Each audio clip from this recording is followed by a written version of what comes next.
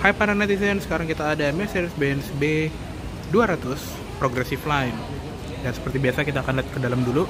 Ini sekarang mobilnya lagi dipajang di Shish Mercedes Cafe di daerah Cilandak. Kuncinya dia seperti ini, sama seperti A-Class juga. Dan dia ada tombol lock dan unlock. Sama seperti kebanyakan mobil Eropa, kalau misalnya kita tahan tombol lock, maksud gue tombol unlock, dia akan membuka semua kaca jendela.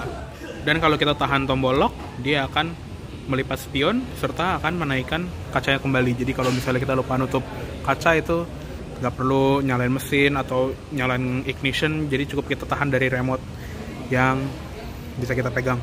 Tapi dia emang belum punya akses ini ya, comfort access, jadi kita belum bisa sentuh handle terus langsung buka. Kita harus mencet di remote, baru nanti central locknya akan kebuka. Nah, di bagian dalam ini interiornya futuristis banget. Warnanya kebanyakannya hitam, hampir semuanya hitam. Pengaturan joknya dia seperti kebanyakan Mercy. Di bagian pintu dia ada buat slidingnya, terus ada head adjuster juga.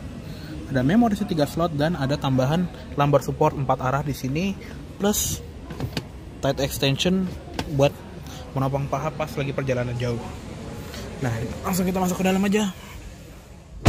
Nah, pas kita nutup pintu nanti akan ada logo Mercedes-Benz di bagian instrument cluster, dan langsung ada animasi muka predator face-nya yang menjadi ciri khas Mercy zaman sekarang, kayak di A-Class dan CLS juga. Dan langsung kita nyalain ignition-nya aja karena lagi di dalam ruangan, jadi kita nggak bisa nyalain kita nggak bisa nyalain mesin. Nah, seperti biasa, sebelum kita mulai lihat ke perintilan-perintilan di interior, kita mulai dari setirnya dulu ya. Setirnya ini dia sudah dilapis kulit, dan dia emang belum flat bottom karena ini bukan trim AMG, tapi ini udah cukup oke. Dia pengaturannya bisa tilt dan teleskopik walaupun masih manual, belum elektrik seperti joknya, tapi ini udah oke banget. Dia juga banyak tombol ya, bisa dilihat nih di sebelah kiri ini ada tombol untuk home, terus untuk tombol back dan tombol volume, sama angkat tutup telepon, voice command, dan ada tombol favorit. Dia juga ada trackpad buat ngatur layar di sebelah kiri, dan sebelah kanan juga sama, tombol home, trackpad, tombol back, terus untuk pengaturan cruise control dari bawah sini. Di belakangnya juga ada pedal shift kiri kanan, dan ada tuas-tuas ini ya. Sebelah kanan ini untuk mengatur biasa drive, terus neutral, dan juga yang sebelah kiri ini gabungan antara tuas fan dan wiper. Jadi dia wipernya itu pakai model putar di sini, dan ada tombol untuk ngatur wiper belakang. Di instrument cluster juga dia seperti di A-Class, dia ada layar 10,2 inci, ada dua, jadi layar di depan pengemudi dan di layar di tengah untuk infotainment. Dan di bagian layar pengemudi ini dia bisa di customizable, jadi di sini ada trackpad yang di bagian setir ini kita bisa ngatur banyak banget.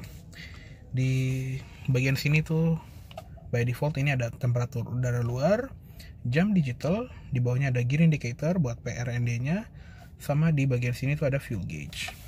Di sebelah kanan ini untuk temperatur mesin, dan bisa ya kita scroll ke bawah, tadi ada trip meter dan odo, fuel consumption, terus ada ini berapa kita coasting atau acceleration indikatornya, dan paling bawah ini ada buat ini ya, animasi MID yang full screen. Dan kalau kita pencet tombol home di sini, nanti dia ada trip meter, kita bisa lihat navigasi, telepon, dan assistance. Driver assistance ini cukup banyak, dia sudah ada Distronic juga ya, jadi kita bisa melihat berapa jarak mobil kita dari mobil yang di depan. Terus telepon, navigasi, trip, radio, kita bisa lihat radio apa yang lagi dimainkan. Ada media juga, kita bisa sambungin bluetooth dan macam-macam, gak cuma bluetooth doang. Dan ini juga ada style and display, jadi kita bisa mengganti 4 layar di bagian sini. Jadi ini ada tema klasik seperti ini, dan balik lagi ke tema sport, Nah, di backgroundnya kayak warna kuning dan hitam. Terus ada progresif. Nah, progresif itu kayak sporty gitu ya, ada merah-merahnya. Dan di bagian bawahnya lagi ada understated. Ini simple banget tuh, cuma layar speedometer, jarum-jarum, dan jam analog. Udah gitu doang. Kita balikin ke klasik aja karena ini kelihatan seperti typical instrumen MRC. Terus di paling kanan ini ada service untuk message, tires, ini juga ada TPMS, assist plus, dan ada ini ya, coolant, engine oil level, ada fuel consumption, average fuel consumptionnya juga. Terus di sebelah kanan ini juga bisa kita ganti jadi tachometer atau instant fuel consumption meter, eco display, navigasi, dan distroniknya. Oke. Untuk di bagian speedometer sih cukup segitu dulu. Dan lanjut lagi ke sebelah sini. Di bagian sebelah kanan dia itu ada ventilasi AC yang berbentuk seperti ini ya, seperti baling-baling turbin pesawat, dan ini juga futuristik banget. Dia juga ada ambient light yang bisa kita customizable, nanti akan gue jelasin di bagian sini. Terus di bagian bawahnya lagi di sini ada tombol electric parking brake, dan di sebelahnya ada buat pengaturan lampu, ada lampu senja, parking lights, terus ada auto headlamp, ini ya, nyalain lampu utamanya. Di sini juga tombol fog lamp belakang, serta di sini ada knob untuk menerang redupkan si gauge cluster dan layar di tengah. Di bawahnya ini polos, dan untuk membuka kapas ini dia agak ngumpet ya di bagian sini. Dan di bagian pintu dia juga full soft touch ini di sini, dan di bagian grab handle-nya ini ada aksen warna metal gini. Switch power window-nya juga sudah all auto. Di sini ada pengaturan untuk spion, bisa dilipat secara elektrik juga. Dan tadi ya di sini ada pengaturan untuk jok, dan ada strip ambient light yang di bagian sini. Di sini ada handle-nya warna silver juga, dan ada tombol central lock. Di bagian bawah ini ada cup holder, door pocket, sama ada speaker, dan ada lampu di bagian bawah pintu untuk menerangi bagian luar. Di bagian sini ada tweeter untuk audio. Di sini juga ada side airbag, dan airbagnya udah banyak banget. Di setir ada, di dashboard depan ada, di samping jok depan ini juga ada, di lutut juga ada, jadi udah banyak banget. Terus lanjut ke atas lagi ada grab handle, ada seat belt, dan ada sun visor warna hitam dengan vanity mirror plus lampu LED warna warm white, jadi bagus kayak mobil Eropa. Di sini juga ada seripan untuk kartu. Spion tengahnya juga sudah auto dimming, dan ini cukup berbobot ya, jadi kayak solid gitu, rasanya mahal. Di sini juga ada tempat naruh kacamata, dan ini ada tombol-tombol untuk mengatur lampu. Ada lampu baca kiri kanan yang nyalanya tuh dari bawah ini ya, dari bawah spion tengah. Di sini juga ada tombol buat nyalain lampu penerangan kabin di bagian tengah, dan ini untuk nyalain lampu di bagian belakang ya. Ini ada gambarnya di sini. Jadi untuk ngikut pintu. Di sebelah kiri juga sama, ada sun visor plus kaca, ada grab handle juga, dan seatbelt juga bisa diatur. Maksud gua headrest. Dan nggak cuma di adjust naik turunnya, di sini juga bisa ada tombol untuk ngedorong maju ke depan, cuma agak keras. Nah, di bagian tengah di sini ada layar 10,2 inci yang berisi layar infotainmentnya. Dia cukup besar ya, jadi di bagian sini juga sudah touchscreen. Ada phone, radio, navigation, media, comfort, info, message me, dan settingan mobil. Nah, kalau di phone kita juga bisa lihat sambungan Bluetooth, radionya juga kita bisa ngatur radio, dan untuk membesarkan volume bisa dari setir atau dari sini ya. Sini ada scroll wheel. Terus kalau kita ke home lagi, kita geser ke navigation, kita bisa lihat peta kita berada di mana.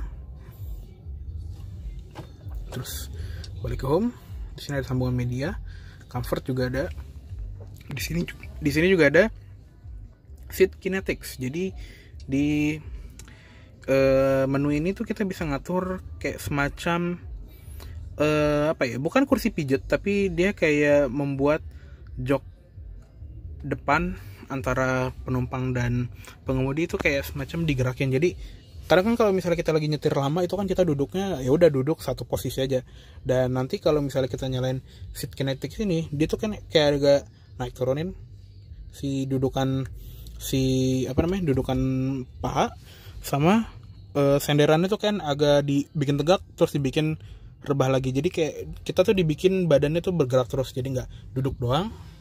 Dan di sebelah kanannya ini ada ambient lighting. Warnanya ini udah banyak banget di sini, kita bisa lihat ini ada menu multicolor, dan di sini juga ada presetnya, ada ocean blue, purple sky, red moon, fire red, dawn blue, sun yellow, jungle green, glacier blue, color flash, dan color mix. Tapi kalau gue pribadi sih gue lebih suka red moon ya, apalagi kalau di malam hari ini kelihatan banget. Bisa dilihat nih di bagian sini tuh di ventilasi warna biru, di sini warna merah gradasi, di sini juga merah ventilasi biru, di bagian kaki itu biru. Jadi kayak warna itu campur-campur dan ini warnanya keren banget. Dan kalau misalnya kita nggak mau warna-warna multicolor, kita juga bisa matikan dan kita bisa milih single color, tapi dia ada banyak ya, ada 65 warna.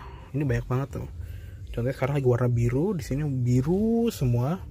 Terus kalau kita ganti merah biar lebih sporty dan racing, ini jadi merah, di dashboard merah, door trim merah, di footwell merah, jadi semuanya merah ya. Dan ada juga efek welcome dan efek climate.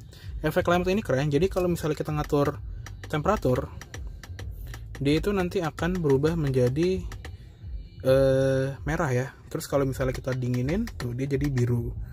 Kita naikin merah, kita turunin biru. Ini keren ya. Jadi intuitif banget. Dan di layar info ini ada layar data dari mobilnya. Jadi berapa banyak kita menekan pedal gas, berapa banyak kita menekan pedal rem, terus angle steer, jadi berapa banyak derajat kita belokin setir. Terus ada engine, ini kita bisa lihat tegangan akinya, terus ini atasnya berapa horsepower atau lebih tepatnya kilowatt yang dikeluarkan mesin. Di sini untuk torsinya dan boost gauge. Consumption ini fuel consumption dalam 30 menit terakhir dan owner's manual. Terus di Mercedes-Me ini ada menu-menu konektivitas ke smartphone, dan dia juga ada ini ya, nggak cuma Bluetooth, dia juga ada Android Auto dan Apple CarPlay yang disambungin dari port di sebelah sini. Terus di bagian setting di sini ada quick access untuk mematikan ESP, sensor parkir. Terus ada assistance, kamera parking. Terus kita bisa membuka kamera dari sini karena kamera belakangnya kan itu yang model ngumpet ya. Dan di sini juga bisa apa ini kayak ada gambar 360. Oke. Terus di vehicle ada dynamic select. Jadi ini mode berkendaranya kita bisa atur, winter tire limit, standby mode. Dan ada acoustic lock, jadi pas kita kunci nanti ada feedback dari mobil, yaitu sen berkedip dan ada bunyi klakson ya. Terus ada lights ini untuk settingan ambient lighting, surround light ini kayak welcome light yang di bawah spion. Terus ada sistem, ini pengaturan tadi ya, display temanya, controls ini untuk touchpad dan handwriting, Linguatronic ini untuk voice activationnya, ini untuk settingan audio, Wi-Fi, Bluetooth, ngatur jam, atur bahasa, units, license activation, update software, sistem backup, pin protection, dan balik ke settingan pabrik. Jadi ya cukup lengkap ya di bagian si layar multimedianya ini, yang kebetulan bernamanya cukup keren ya, namanya itu MBUX, Mercedes-Benz User Experience. Dan kalau MBUX itu terkenal dengan voice command yang tinggal kita bilang, "Hey Mercedes, yes please, change ambient color to green." Okay, I am changing the color. Nah seperti itulah contohnya. Jadi kita bisa mengatur segala macam fungsi mobil dengan voice command. Dan voice command itu nggak perlu kaku-kaku banget, jadi kita bisa pakai bahasa yang reguler, bahasa yang tidak baku, dan mobilnya juga akan ngerti-ngerti aja. Oke, lanjut ke yang lainnya. Di tengah sini tadi ada ventilasi yang berbentuknya seperti layar turbin ini ya, turbin pesawat, dan di sebelahnya ada tombol start engine button dan ada tombol untuk auto start. Di bagian bawah sini ada pengaturan AC, dia masih single zone seperti di A-Class. Di tengahnya ada tombol hazard dan ada pengaturan AC, temperaturnya maksud gue di sini di paling kiri. Terus ada auto climate, defroster depan, defogger belakang, sirkulasi udara, mode AC dan arah AC. Terus di bawahnya lagi ada kayak tempat penyimpanan di bagian sini, tempat penyimpanan terbuka gini ya. Di sebelah kanan sini ada power outlet 12 volt, dan di sebelah kiri ini ada port USB yang modelnya Type C. Terus di bagian sini tuh ada 2 buah cup holder yang dia juga ada ini ya, kayak penahannya gitu. Jadi kalau misalnya botol kita terlalu kecil atau terlalu gede, kita bisa bikin ini lebih sempit. Terus di bagian sini juga ada touchpadnya untuk mengatur si layar MBUX ini. Dia ada shortcut untuk home, next track atau previous track, tombol back. Di sini untuk knob volume, bisa diklik juga untuk mute. Di sini ada input tombol navigasi, radio, media, telepon. Ini untuk kamera mundur, settingan mobil dan menu favorit. Di sini juga ada kayak semacam gundukan yang ini kayak bahannya kulit, dan ini tuh digunakan untuk resting point tangan kita pas lagi ngatur si touchpad tengahnya ini. Di bagian sini juga ada laci yang bukannya split gitu. Di dalamnya ada input USB Type C lagi, tapi di sini nggak ada apa-apa, cuma Type C ini doang, satu buah, nggak ada power outlet juga. Ini juga bisa dijadiin armrest. Glove boxnya juga cukup besar, dia kayak 2 lever gitu ya. Di sini ada, terus di sini ada lever lagi. Dalamnya juga ada lampunya dan ada lapisan bludru. Terus apa lagi ya? Kayaknya cuma segitu aja untuk di bagian kabin tengah. Maksud gue kabin depan ini. Dan oke lah, yuk langsung kita pindah ke kabin belakang aja. Oke, yuk langsung kita lihat ke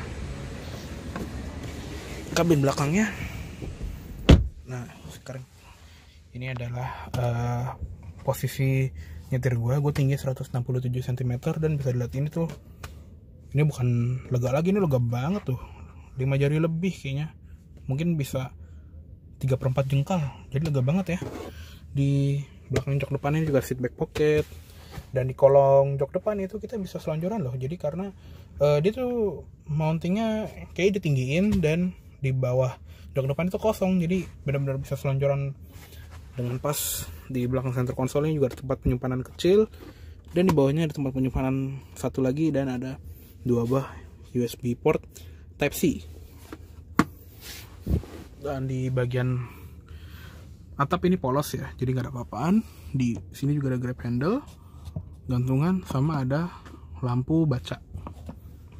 Di bagian door trim ini juga sama seperti di depan, dia soft touch dengan aksen jahitan asli, empuk. Grab handle juga warna metal finish gini. Door handle juga sama, ada switch for Windows, dan ada speaker. Maksud gue ada tweeter dan ada speakernya di bawah. Di sini juga ada cup holder. Terus di sini juga ada tulisan airbag nih, karena dia ada curtain airbag sampai belakang. Di belakang dia ada 3 buah headrest ya, dan semuanya adjustable. Di tengah juga kalau misalnya nggak ada orang, ini bisa kita jadiin armrest, dan ada 2 buah cup holder. Terus semua penumpang sudah dapat 3-point seat belt. Di sini juga ada sambungan ISOFIX, dan dia juga bisa dilipat ini ya, 40 20 40. Jadi fleksibel banget. Ini di sini ada switch yang bisa dipencet untuk melipat jok yang bagian tengah sama yang bagian ini nih. Nah, ini untuk bagian yang 60%-nya. Oke, kita diriin lagi. Oke, kayaknya cuma segitu aja untuk di bagian kabin belakang. Yuk sekarang kita lihat eksteriornya. Oke, sekarang kita akan lihat ke bak mesinnya. Ini juga latch mesinnya agak ke bawah ya, jadi agak susah, tapi untungnya dia sudah pakai hidrolik jadi bukanya lebih gampang. Dan dia pakai mesin yang sama seperti di Mercedes-Benz A-Class atau A200, 1300 cc 4 silinder dengan turbo. Tenaganya juga cukup gede untuk sebuah mesin 1300. Dia itu 163 PS dan torsi 250 Nm. Dan tenaga itu disalurkan ke roda depan lewat transmisi dual clutch 7 percepatan. Dan ada hal unik di bagian mesin ini. Di sini kan bisa lihat ya, di sini ada kayak sebuah engine cover dengan logo Mercy. Ini kalau kita tekan, dia tuh empuk. Jadi nggak cuma dashboardnya aja yang soft touch, engine cover itu soft touch. Jadi ini juga dipakai di mobil-mobil Volvo. Kalau misalnya kita amit-amit ya nabrak pedestrian atau pejalan kaki, di bagian ruang mesinnya itu ada cushioning atau bantalan empuk supaya hantaman dari mobil itu nggak mencederai si pejalan kaki. Jadi makanya mobil-mobil Eropa ya, terutama kayaknya mobil-mobil Eropa doang nih yang baru mulai tren-tren engine cover soft touch gini. Jadi ya gitulah, salah satu untuk mengurangi cedera di jalanan. Oke, kita tutup. Nah, lampunya juga keren ya, dia kayak Mercedes-Benz A-Class juga. Di sini ada 2 buah garis LED yang menjadi DRL dan lampu sen. Di sini ada lampu senja, maksud gue lampu utama LED, dia LED high performance, dan ada lampu dimnya juga. Di bagian bawah dia nggak ada fog lamp ya, karena Mercy zaman sekarang itu udah nggak ada fog lamp, dan lampunya ini juga sudah high capable, jadi nggak perlu ada fog lamp lagi. Di depan juga ada 6 buah sensor parkir, grillnya juga kayak si A-Class juga ya. Terus beranjak ke samping, dia pakai pelek single tone yang berukuran 205 55 R17 dengan ban Michelin Primacy 3. Yang sebetulnya ini agak biasa aja sih, jadi mobilnya tuh nggak kelihatan wow dengan pelek 2 tone, tapi dia cuma pelek single tone, tapi masih oke lah. Dan pastinya semua rem sudah disc brake. Lanjut ke samping, di sini ada window line dengan satin chrome, dan ada indikator spion atau lampu sein istilahnya di bagian cover spion. Dan di lampu belakang ini juga kelihatan mirip seperti Mercedes-Benz A-Class juga ya. Di sini ada LED bar untuk lampu senja. Di bagian sini tadi ada lampu remnya, dan ini ada rear fog lamp LED. Di bagian bawah juga ada lampu sen LED. Di kaca belakang ini juga ada wiper, defogger belakang, dan ada high mount stop lamp di bagian integrated roof spoilernya ini. Di bawah juga ada reflektor. Di belakang sensor parkirnya cuma 4 ya, kalau di depan tadi ada 6, dia cuma 4. Di sini juga ada list chrome 1 buah, dan ada aksen knalpot yang fake exhaust. Jadi dia nggak beneran bolong, dia cuma aksen kayak di C200 doang. Terus di sebelah kiri ini ada emblem B200. Di sini juga ada handle-nya, bisa kita buka.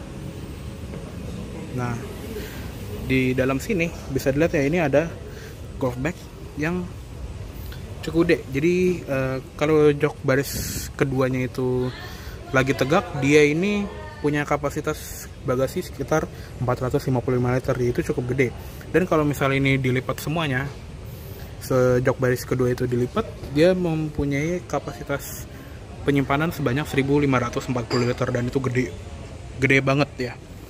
Dan bahkan ini ya tuh, ini aja ada tas golf ini masih bisa digeser kiri kanan, jadi masih lega banget. Di bawah lantai bagasi ini ada tempat penyimpanan sedikit, dan ada subwoofer juga. Di bagasi juga ada lampu bagasi, dan ada parcel chef ini ya, yang bisa dicabut dari sini, tinggal dilepas. Tapi di bagasi tumben ini nggak ada power outlet, jadi kita nggak bisa nyolokin vacuum cleaner portable gitu deh. Oke, yuk kita tutup aja. Dan hampir lupa, nih plat nomor lampunya sudah pakai LED. Dan kalau misalnya kita masuk gigi mundur, dia ada kameranya di sini ya. Jadi dia ngumpet pas kalau lagi nggak dipakai dan saat masuk gigi mundur dia langsung keluar otomatis. Oke, cukup segitu dulu dari review Mercedes-Benz B200 Progressive Line kali ini. Mohon maaf bila ada salah kata-kata dalam penyampaian review. Terima kasih banyak telah menonton. Sampai jumpa di review selanjutnya.